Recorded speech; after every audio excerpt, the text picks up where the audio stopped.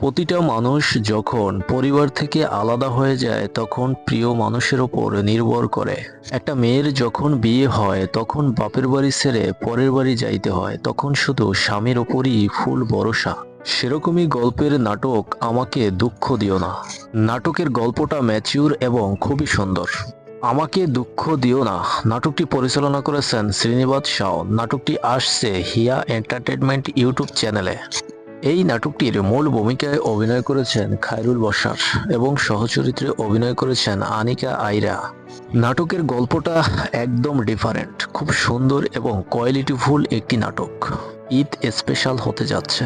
অভিনেতা খায়রুল বশারের অনবদ্য অভিনয়, আনিকা আইরার দুর্দান্ত পারফরম্যান্স, সব মিলিয়ে নাটকটি সুন্দর হবে। আমাকে দুঃখ দিও না নাটকটি আসছে খুব শীঘ্রই, একদিনের মধ্যে হিয়া এন্টারটেনমেন্ট ইউটিউব চ্যানেলে।